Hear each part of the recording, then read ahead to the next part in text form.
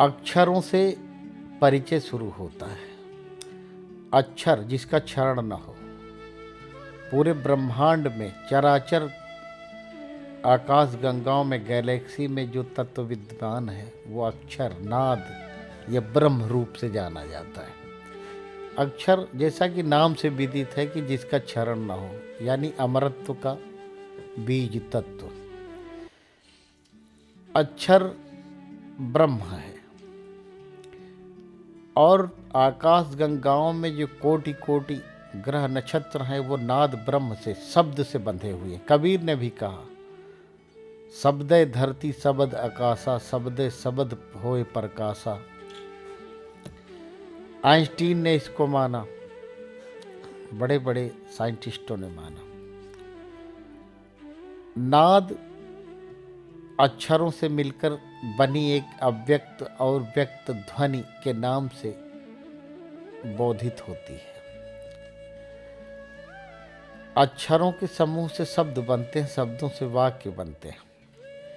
मूल तत्व में अक्षर ही है। अक्षर ब्रह्म है। ब्रह्मास्त्र अक्षरों का एक समूह है। अक्षर से मारा हुआ व्यक्ति तीर से मारे हुए, गोली से मारे हुए व्यक्ति से ज्यादा घायल किया जा सकता है। देसी भाषाओं में लोग कहते हैं, बोली मत मारो गोली मार दो। यानी गोली से ज्यादा बोली यानी अक्षरों का समूह यानी शब्द या वाक्य से भावनात्मक हृदय रखने वाले मनुष्य को घायल किया जा सकता है। महाभारत में एक दृष्टांत दृष्टिगोचर होता है कि इंद्रप्रस्थ में जब दुर्योधन प्रवेश कर रहा था तो जल की रंगोली जो बिछाई गई थी, जो फर्श जैसी मालूम होती थी, देखने में स्थल जैसा लगता था, और उसमें गिर पड़ा और पानी में डूबकर भीग गया। तो द्रौपदी ने कहा, अंधे का पुत्र अंधा। वो शब्द ही था जिससे दुर्योधन घायल हुआ और मन में एक बड़ा कठिन और दुरूह समाज विरोधी संकल्प ले लिया कि द्रौपदी को नंगा करके जंघा पर बिठाऊंगा, चीर हरण करूंगा, सभा के बीच में इसका बदला लूंगा। वो अक्षर ही था जिससे एक व्यक्ति घायल हो गया था। और महाभारत हुई जिसमें करोड़ों अरबों जाने गई, हजारों हजार परिवार उजड़ गए, करोड़ों विधवाएं पैदा हो गई, करोड़ों विधुर हो गए, बहुत जन धन की हानि हुई।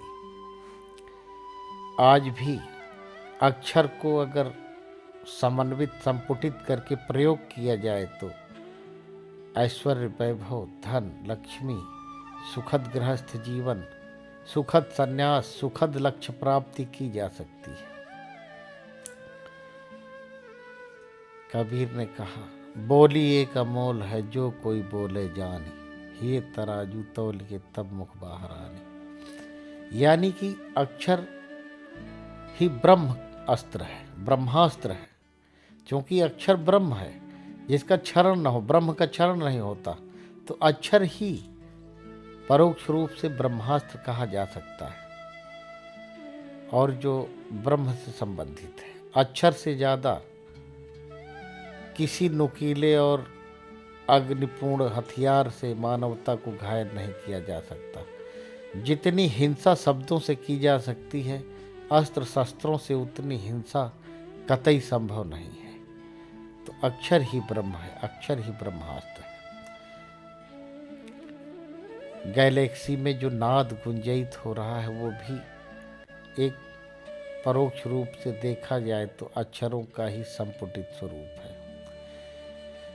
नवग्रहों को देखा जाए तो कोई भी ग्रह अपने परिक्रमा पथ में किसी पिलर से, किसी मजबूत जोड़ से बंधा हुआ नहीं है।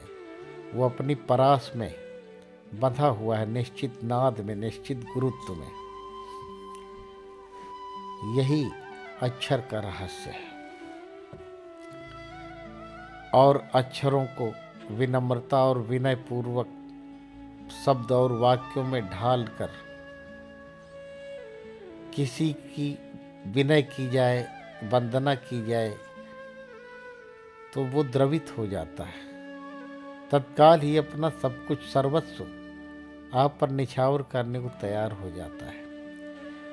वो शिव की भूमिका में आ जाता है, क्योंकि शास्त्रों ने कहा शिवोहम शिवोहम, अहम ब्रह्मास्मि, I am divine flame. Shiva तो अंदर ही बैठा हुआ है और वो शिव विनय, विनम्रता और शब्दों के लचीले भाव से प्रसन्न होकर अपना सब कुछ दे डालने को विवश हो जाता है।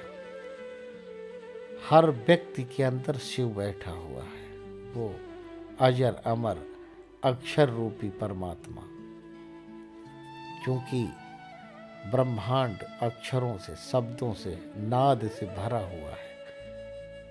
बूंद समानी समुद्र में सो कतहेरी जाए। अक्षर नाद, नाद में ही समा जाता है तो एक परम सुखद अनुभूति की उत्पत्ति होती है।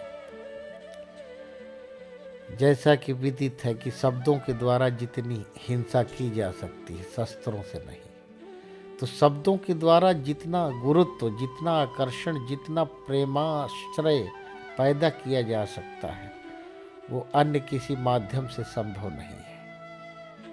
अवचेतन में चल रहे विचारों को भी ध्वनि रूप में जिह्वा के माध्यम से, अक्षरों के समूह, शब्द और वाक्यों के द्वारा ही मानवता के सामने रखा जा सकता है। विचार अक्षरों का ही एक संपुटित स्वरूप है। विचार भावनाओं का ही एक अक्षर स्वरूप है। ब्रह्मांड में करोड़ों करोड़ों वर्ष से जो ध्वनियाँ गुंजायित हो रही हैं, कालांतर में एक विज्ञान आएगा जो उन अक्षरों को पकड़ सकेगा।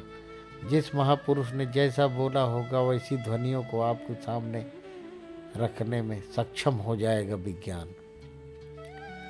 यही है अक्षर और नाद का रहस्य।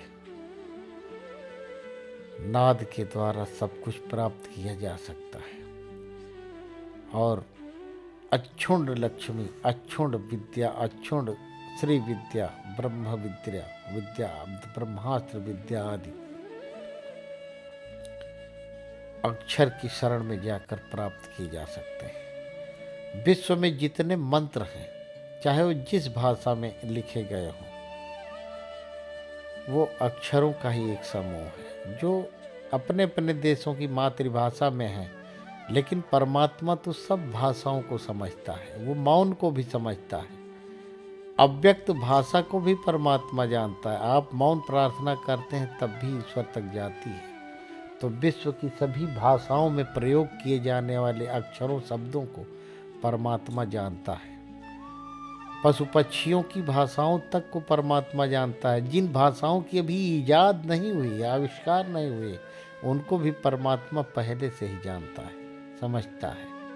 प्रकृति में सब कुछ समझने की एक मूक मौन क्षमता है। मनुष्य के अवचेतन में जो कुछ चल रहा है वो ब्रह्मांड का दिया हुआ ही ईथर से संबंधित होकर के ही हमारे अवचेतन तक आता है।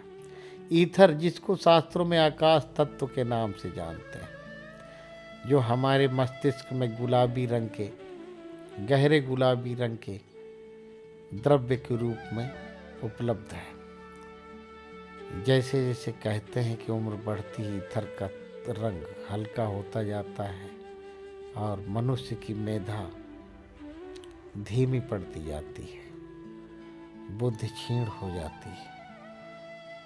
वही एक प्रकार से जो ब्रह्मांड का नाद ग्रहण करने की क्षमता रखने वाला एक ट्रांसमीटर है, वो फेल्योर होने लगता है और धीरे धीरे शरीर मृत्यु की तरफ अग्रसर हो जाता है। यही नाद का रहस्य है, यही अक्षर की विशेषता है। हम अक्षर का सदुपयोग करके विश्व की टॉपेस्ट, सर्वोच्च जगह को प्राप्त कर सकते हैं। अक्षर का दुरुपयोग करके हम बहुत गहराई में जिसकी कल्पना न की जाए वहाँ तक भी गिर सकते हैं। इसलिए अक्षर ही मंत्र है। मंत्र ही अक्षर है, अक्षर ही शिव है, शिव ही ब्रह्म है, ब्रह्म ही अक्षर है। शिवोहम शास्त्रों ने कहा। ब्रह्मास्त्र विद्या भी अक्षर विद्या ही है। तुलसी बाबा ने श्री रामचरितमानस में कहा है शब्द के बारे में, अक्षर के बारे में, जगह जगह पर अपने भाव व्यक्त किए हैं।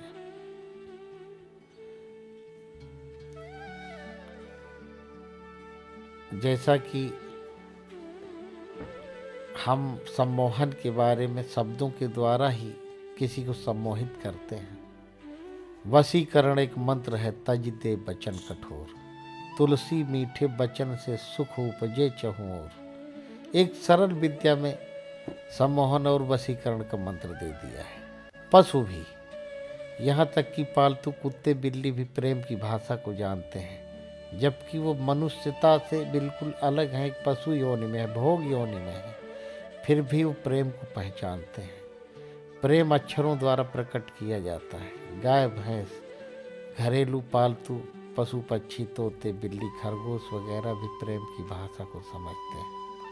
प्रेम इतना चराचर ब्रह्मांड में व्याप्त अक्षर के माध्यम से प्रकट किया जाने वाला शब्द है, जिसको पशु पक्षी भी समझते हैं। भले ही वो किसी विश्वविद्यालय, यूनिवर्सिटी, कॉलेज में अध्ययन करके ना आए हों, फिर भी वो अक्षर में छुपे गुरुत्व और प्रेम को पहचानते हैं।